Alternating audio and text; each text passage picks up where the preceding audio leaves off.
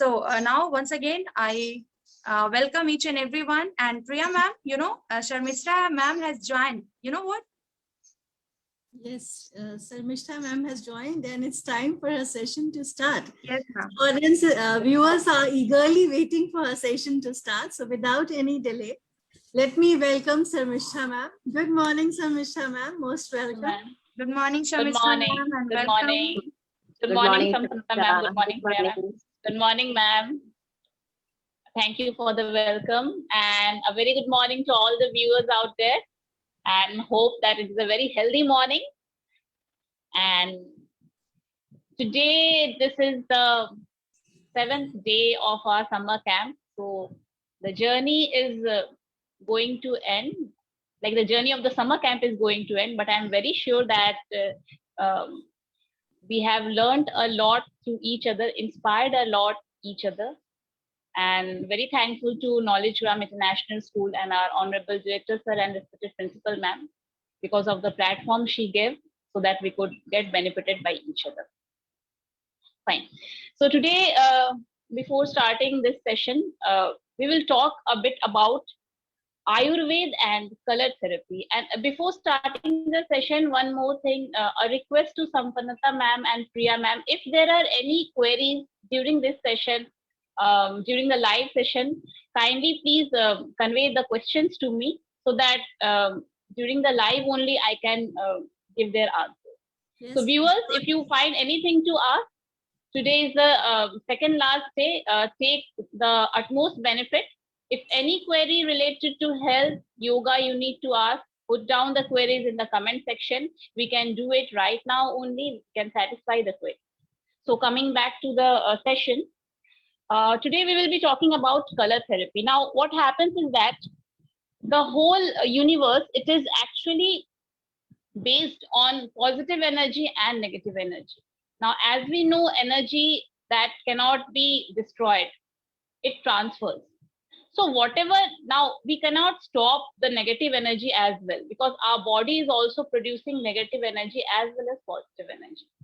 So what we do is that whatever negative energy the body is producing, or whatever negative energy we are getting through the universe by any means, we try to channelize that negative energy and try to convert it to positive energy. तो हम लोग क्या करते हैं, नकारात्मकता जितनी हम लोग हमारे अंदर होती है या फिर बाहर से कहीं से भी आती है, उसको हम लोग कोशिश करते हैं ट्यूनिंग करके उसको पॉजिटिव एनर्जी में चेंज करें. तो आयुर्वेद में उसका एक बहुत अच्छा उपाय है जिसको हम लोग कलर थेरेपी कहते हैं. इसको आप अपने जीवन में अगर इंक्लूड करेंगे, व्यूअर्स, अगर आप अपने जीवन में इंक्लूड करेंगे तो आप अपने जीवन में डिफरेंसेस देखना शुरू करेंगे, अपने थॉट्स में, अपने सोच में आप डिफरेंसेस देखना शुरू करेंगे. तो जैसे हमारे 7 दिन होते हैं, हमारे 7 दिन हर एक ग्रह हमारे 7 दिन को कंट्रोल कर रहा होता है. जैसे कि मंडे मून के लिए होता है, चंद्रमा के लिए होता है, ट्यूसडे आपका मार्स होता है, वेडनेसडे मर्क्यूरी होता है, Thursday Jupiter, Friday Venus, Saturday Saturn के लिए होता है और संडे सन, सूरज भगवान का होता है. और हर इस दिन का एक कलर होता है. उस कलर को अगर आप फॉलो करेंगे, और कुछ ऐसा नहीं है कि आपको स्पेशली जा करके मार्केट से उस कलर का कपड़ा खरीद के पहनना है. जनरली बहुत नॉर्मल कलर से आपके घर में वो कलर्स होंगे ही होंगे, उस कलर के कपड़े होंगे ही होंगे. तो कोशिश करिएगा उस कलर के कपड़े को पहनने का और फिर उस डिफरेंस को आप फील करिएगा. जैसे फॉर मंडे लॉर्ड शिवा का दिन माना जाता है. वैसे तो भगवान का सब दिन होता है, लेकिन मंडे ज्यादातर लॉर्ड शिवा के लिए माना जाता है. उस दिन अगर आप व्हाइट पहनेंगे या फिर कोई भी लाइट कलर के कपड़े पहनेंगे, जैसे मैंने आज लाइट ब्लू कलर का कपड़ा पहना है, लाइट ग्रीन, लाइट पिंक, जितने भी सूदिंग कलर्स होते हैं उसको अगर आप पहनेंगे तो वो आपके लिए काफी फायदेमंद होगा. इसके बाद हम लोग बात करते हैं ट्यूसडे के बारे में. ट्यूसडे जो होता है वो रेड कलर को डिपिक्ट करता है, तो कोशिश करेंगे हम लोग कि रेड कलर को थोड़ा सा पहने. वेडनेसडे ग्रीन के लिए होता है, Thursday is for yellow, Friday again is for light blue और व्हाइट, सैटरडे आप ब्लैक पहन सकते हैं, एंड संडे आप पिंक पहन सकते हैं या फिर आप मरून पहन सकते हैं. नाउ ये जो कलर्स होते हैं, हर कलर के पीछे एक रीजन होता है जो कि आपके बॉडी के, आपकी पर्सनैलिटी को एनहांस कर रहा होता है। जैसे कि मैंने आपको मंडे के बारे में बोला, मंडे आपके अंदर के कम्युनिकेशन को, आप जो लोगों से बातें करते हैं उस कम्युनिकेशन को, या साथ ही साथ आपके इंटेलेक्ट को, आपके इंटेलिजेंस को वो बढ़ाता है। फिर हम लोग ट्यूसडे के बारे में बात करते हैं। ट्यूसडे जो होता है वो काफी माना जाता है ऐसा कि गुड लक, क्योंकि वो जुपिटर का दिन होता है, तो वो गुड लक को लेके आता है साथ में। इसके बाद अगर हम लोग बात करते हैं वेंसडे के बारे में, जैसे कि मैंने बोला वेंसडे को आप ग्रीन पहन सकते हैं, तो Wednesday is all about prosperity, it's all about creating. तो प्लांट्स अगर आपके इर्द गिर्द रहता है, आप नेचर के ज्यादा कनेक्ट में उस दिन आते हैं। फिर हम लोग बात करेंगे थर्सडे के बारे में। Thursday again is for good luck, Thursday again is for lot of abundance, काफी अच्छा दिन माना जाता है इसको। येलो पहनिए, ऑरेंज भी आप पहन सकते हैं। तो इस तरीके से मेरा ये कहना है कि कलर थेरेपी जो है वो सिर्फ और सिर्फ पॉजिटिविटी को आपके अंदर लेके आता है। तो कोशिश करिए कि अकॉर्डिंग टू डेज आप कलर्स को पहनिए। बच्चों को अच्छा भी लगेगा, उनको अलग अलग कलर्स रहेंगे तो चॉइसेस उनके थोड़े कम हो जाएंगे और उस हिसाब से वो कपड़े पहनना शुरू कर देंगे। So now coming back to our session, आज हम लोग थोड़ा स्ट्रेचिंग पे ध्यान देंगे। क्या होता है कि हम लोग एक्सरसाइज तो करते हैं, एरोबिक्स कर लेते हैं, योगा कर लेते हैं, लेकिन हम लोग स्ट्रेचिंग नहीं कर पाते हैं। और जब हम स्ट्रेचिंग नहीं कर पाते हैं तो हमारे बॉडी के जॉइंट्स जो होते हैं बहुत स्टिफ होने शुरू हो जाते हैं। तो थोड़ा हम स्ट्रेचिंग करेंगे आज, और स्ट्रेचिंग में हम लोग कोशिश करेंगे कि हमारा जो लोअर पार्ट है, लेग्स, अगेन जैसे कि हम हमेशा बोलते हैं कि लेग्स हमारा बहुत इंपॉर्टेंट पार्ट है, क्योंकि वो हमारे पूरे बॉडी वेट को कंट्रोल कर रहा होता है। तो लेग्स पे हम लोग ध्यान देंगे आज। पश्चिम उत्तासन से शुरू करेंगे। पश्चिम उत्तासन में क्या होता है, पैर बिल्कुल सीधा रहता है, स्पाइन स्ट्रेट रहता है। नाउ यहाँ से हम लोग सांस लेते हैं हाथ ऊपर करते हुए, एंड सांस छोड़ते हुए हम लोग डाउन लेके जाते हैं अपने हाथ को। ठीक है, अब जो डाउन लेके जा रहे हैं तो ये कर्व नहीं होगा, ऐसे रहेंगे हम लोग। जितना डाउन हो सकता है उतना डाउन जाएंगे। कोशिश तो ये रहेगी कि नाक जो है वो नीज को टच करे।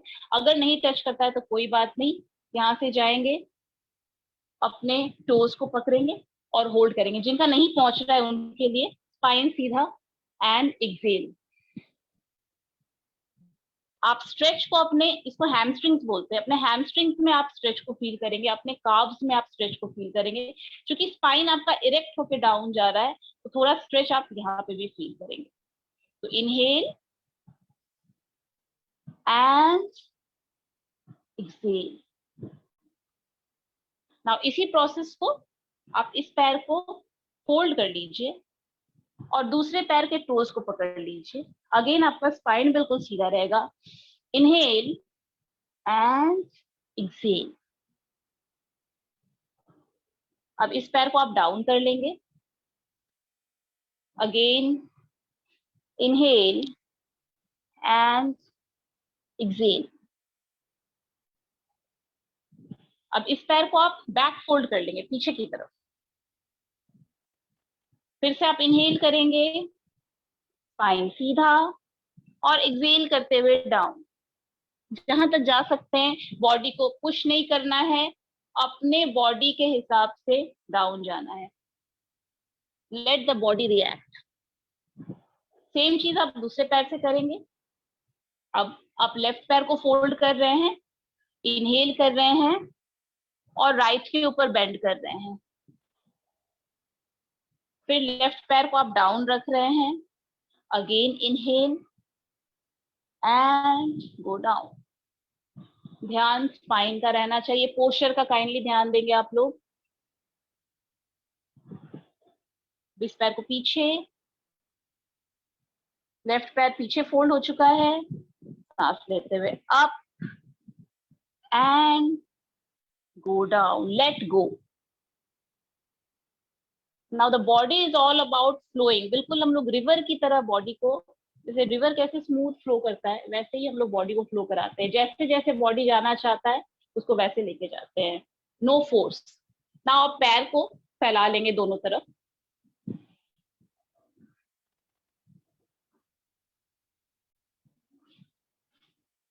जहां तक फैलता है, अगेन कोई जबरदस्ती नहीं करना है पैर के साथ। जहां तक आपका पैर फैलता है वहां तक पैर को फैला लेंगे। अब धीरे धीरे स्पाइन बिल्कुल सीधा रहेगा।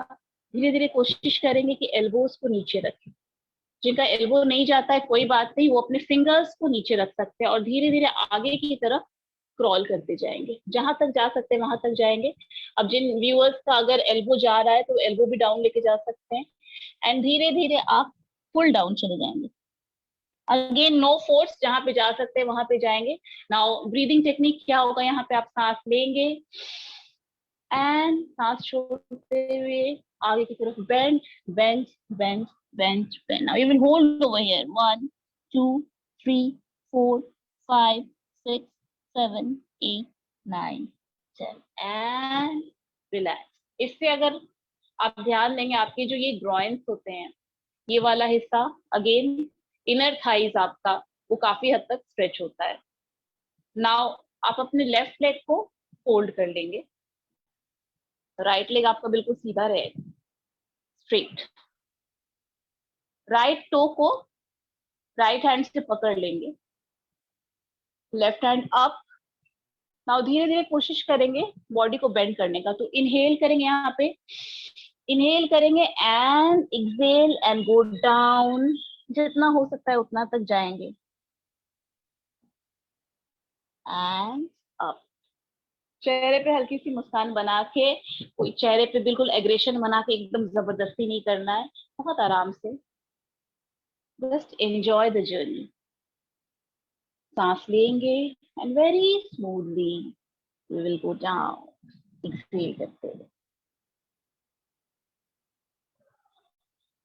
नाउ नेक्स्ट इज, अभी आपने अपने लेफ्ट लेग को फोल्ड किया था अंदर की तरफ, अभी इसी लेफ्ट लेग को हम लोग बाहर की तरफ निकाल लेंगे।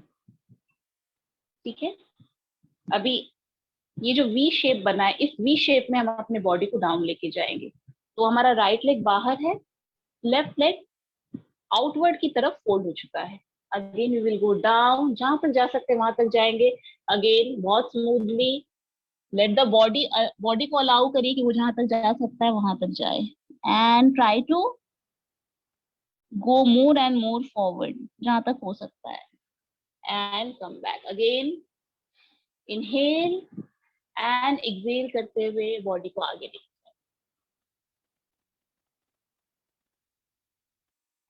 तो दिस इज ऑल एक्सटेंशन है सारे। एक्सटेंशंस काफी अच्छे होते हैं। एक्सटेंशंस में क्या होता है कि काफी हद तक स्ट्रेचिंग हो जाती है, फ्लेक्सिबिलिटी बन जाती है, जॉइंट स्टिफनेस नहीं रहता है। नाउ अगेन मैंने लेफ्ट लेग को अंदर की तरफ फोल्ड कर लिया है। अब राइट लेग को क्या करेंगे, पीछे से अप करेंगे दिस वे। अब जिनका यहां तक जाता है यहीं तक छोड़ देंगे, यहीं पे स्ट्रेच को फील करेंगे और जिनका पूरा जाता है वो पूरा लेके आएंगे।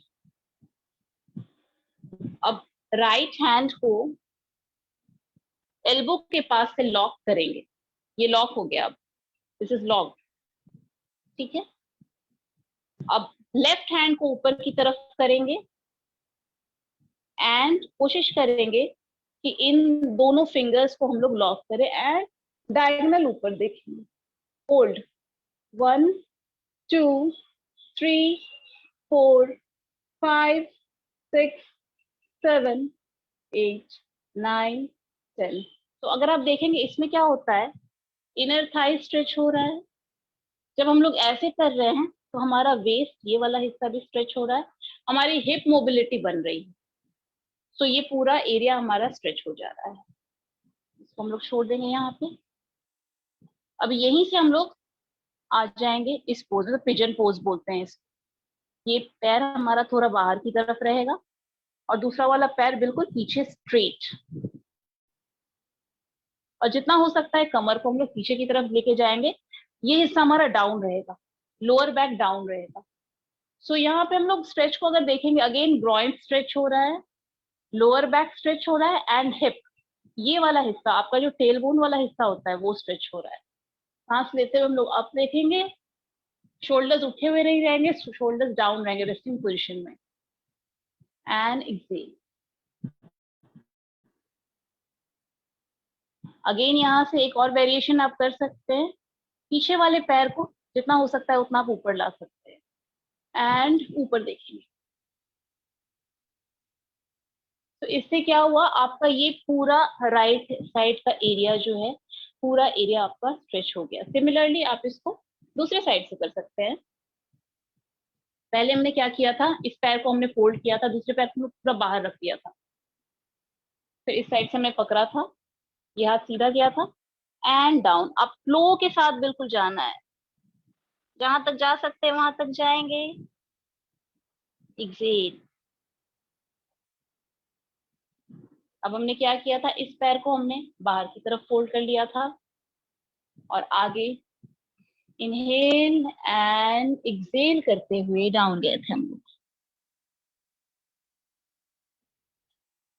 वापस आए थे।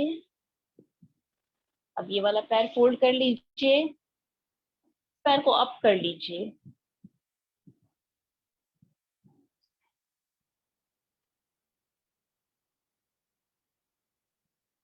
अपोजिट, यहां से लॉक, हैंड्स लॉक और ऊपर की तरफ देखेंगे। अगेन स्ट्रेचिंग फील करेंगे, हर एक स्ट्रेच को, बॉडी का हर एक पार्ट जो आपका स्ट्रेस्ड आउट हो रहा है, स्ट्रेच्ड आउट हो रहा है, उसको आप फील करिए एंड वापस। जिनका पैर यहां तक जा रहा है वो यहां तक भी रख सकते हैं। अब यहां से पिजन पोज में आ जाएंगे, पैर बिल्कुल सीधा, पीछे की तरफ बेंड, फील द स्ट्रेच, इस जगह पे, इस जगह पे, शोल्डर्स रेस्टिंग पोजीशन में। अब पीछे वाले पैर को आप उठा सकते हैं एंड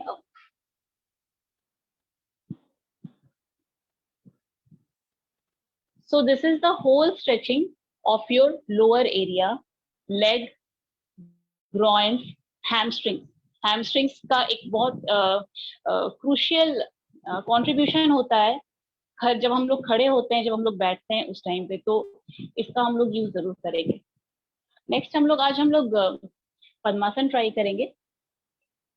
नाउ पद्मासन में अगेन राइट पैर को आप लेफ्ट के ऊपर रखेंगे एंड लेफ्ट पैर को आप राइट के ऊपर रखेंगे। Padmasana is a very good asana for your balancing of mind, balancing of body and again mobility of your groins, hip, hamstrings.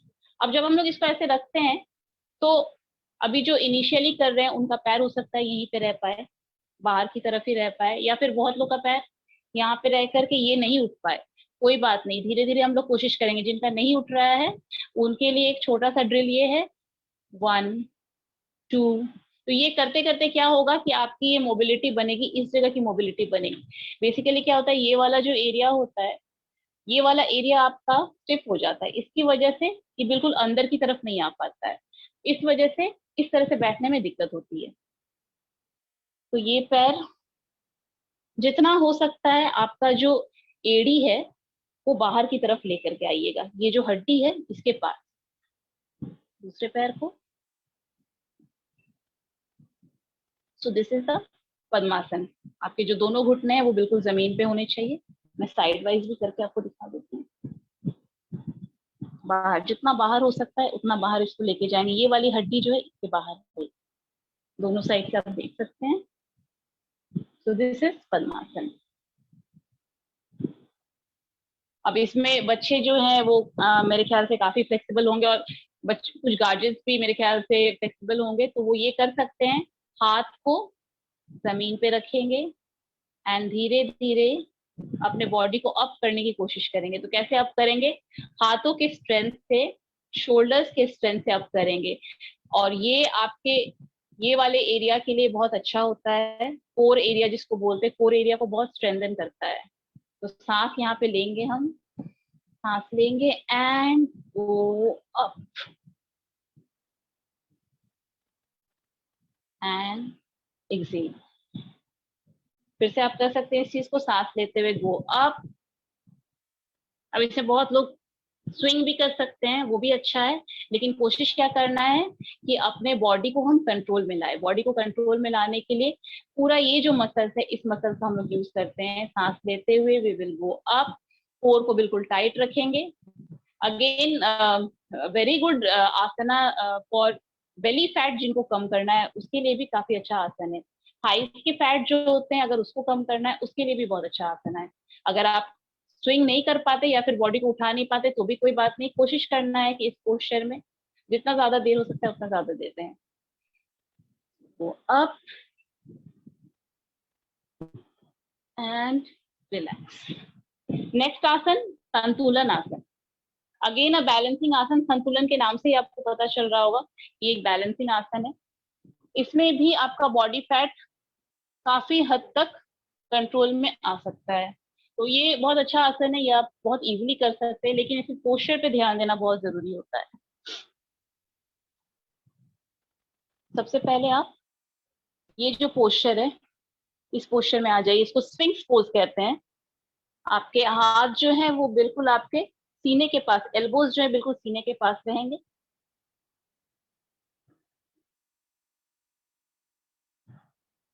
ये पोस्चर में हम लोग आ जाएंगे। अब धीरे धीरे क्या करेंगे कि बॉडी को हम अप करेंगे हाथों और शोल्डर्स के ताकत से। ये अप हो गया बॉडी। अब इसमें पोस्चर में क्या गलती होती है वो मैं बताऊंगी। बहुत लोग ऐसे करते हैं, आर्क नहीं बनना है, बिल्कुल स्ट्रेट। और हमारा जो बॉडी वेट होगा, हमेशा ध्यान देना है कि बॉडी वेट हमारा हाथों के आगे की तरफ रहे। तो कैसे रहेगा हाथों के आगे की तरफ बॉडी वेट? पहले तो स्फिंक्स पोज में हम लोग आए, ये हमारा स्फिंक्स पोज था। अब यहां से हम लोग उठे, अब बॉडी को आगे किए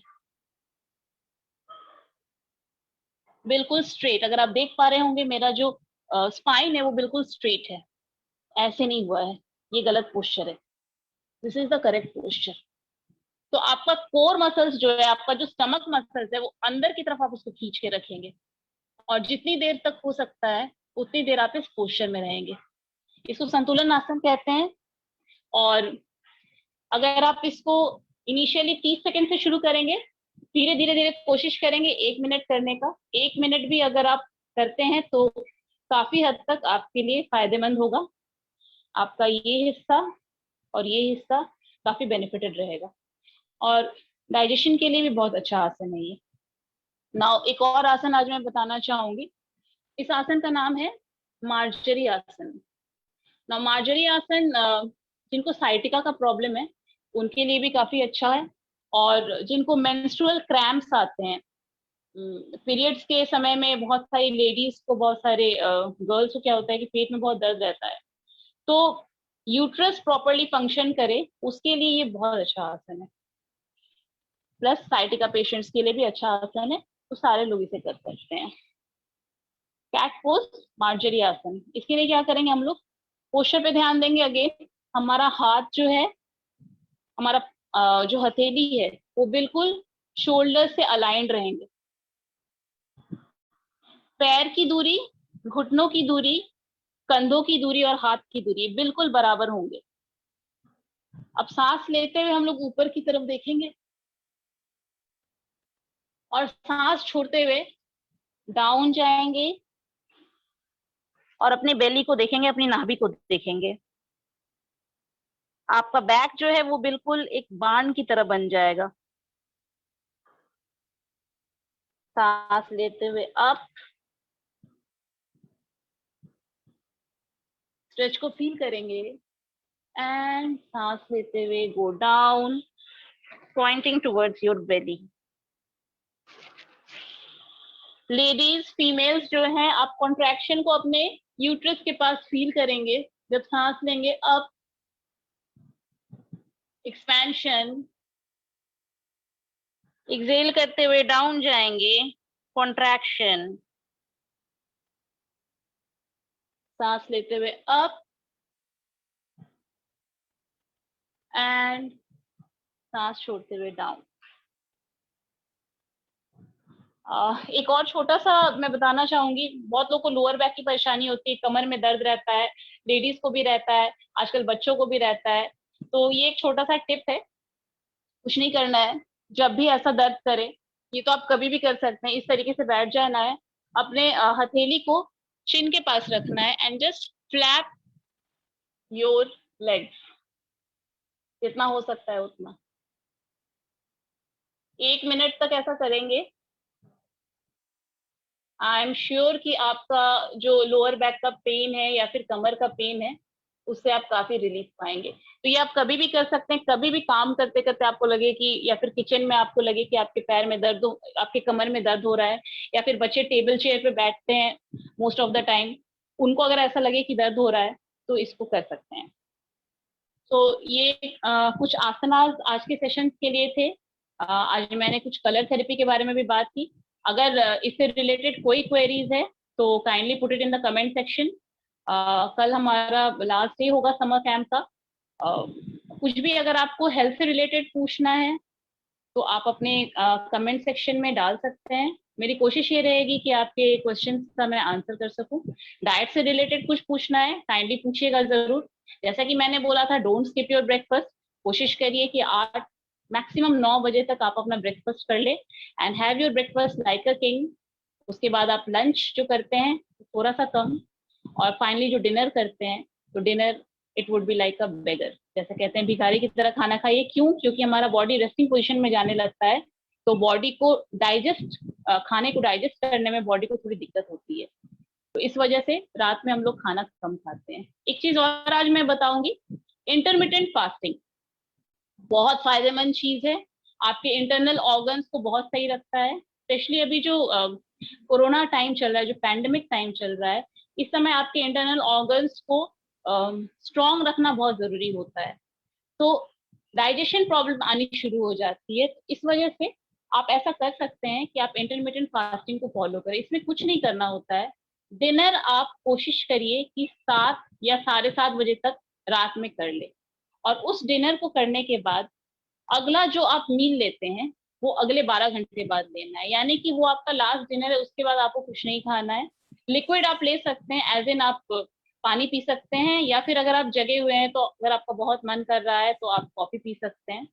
और इसे करके देखिए, इसे करके देखिएगा तो 1 सप्ताह में आप कुछ फायदे भी देखेंगे। आप अपने बॉडी फैट पे भी कंट्रोल ला सकते हैं, और साथ ही साथ आपका digestion will be very good. And try to avoid sugar.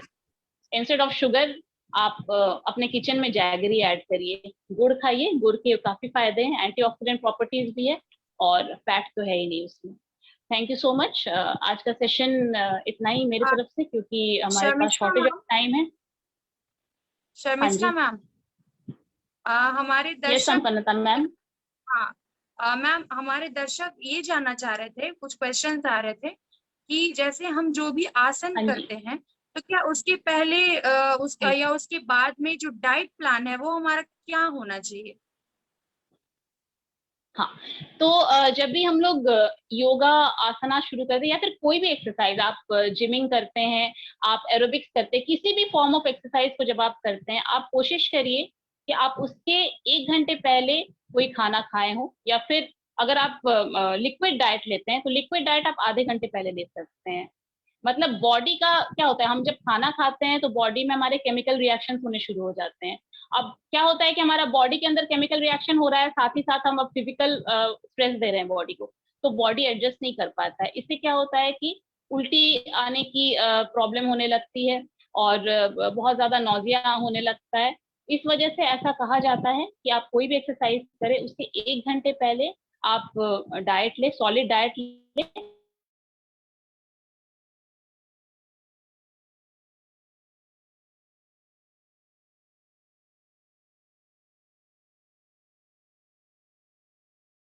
हल्का सा कुछ खाए।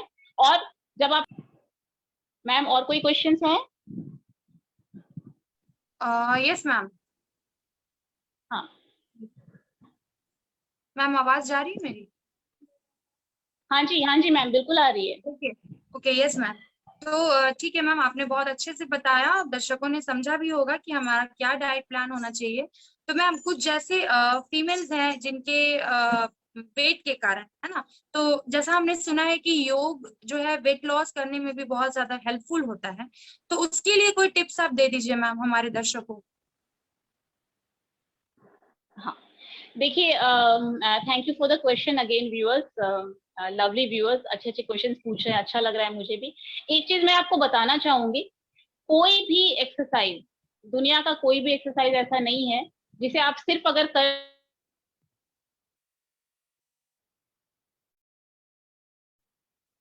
कर लेंगे तो आपका वेट लॉस हो जाएगा। जो ये एक्सरसाइज एंड डाइट और आपका लाइफस्टाइल, ये 3 चीज को अगर आप एक साथ करिएगा तो ही आपका वेट लॉस होगा।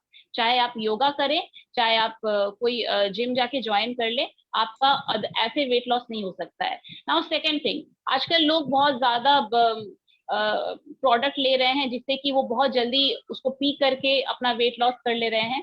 क्या होता है, आपका वेट लॉस तो हो जाएगा, लेकिन जब आप उसे छोड़ देंगे फिर वो आपको हिट बैक करेगा। तो इसीलिए ग्रेजुअल प्रोसेस में डाइट के साथ योगा को इंक्लूड करिए। जैसा कि मैंने आज आपको डाइट बताया, काइंडली उस डाइट प्लान को फॉलो करिए। आप हेल्दी लाइफस्टाइल में जाइए, योगा डेली करिए। जैसे आज मैंने जिन एक्सरसाइज के बारे में बताया वो एक्सरसाइज को करिए। उससे आपका, क्योंकि क्या होता है, हमारा सबसे ज्यादा जो फैट होता है वो इस एरिया में और इस एरिया में सबसे ज्यादा लगता है। तो इन दोनों को अगर आप कंट्रोल कर लेंगे तो बाकी सारे एरियाज खुद ब खुद कंट्रोल में आ जाएंगे। डाइट फॉलो करिए, डाइट इज वेरी नेसेसरी। बार बार बोल रही हूँ, अपने किचन से मैदा, शुगर, ये दोनों चीज को आज ही बंद कर दीजिए। शुगर के बदले जैगरी यूज करिए, मैदा का कोई यूज मत करिए। And please, it's a request, चाय मत पीजिए, चाय से कोई फायदा नहीं होता है। गो फॉर ग्रीन टी, वो फिर भी फायदेमंद होता है। और अभी तो कोरोना टाइम में लोग अब काढ़ा भी पीने लगे, which is very good. Corona नहीं भी अगर है, कोरोना चला भी जाता है, वेल एंड गुड, आप काढ़ा जरूर पिए, it is very good for your health.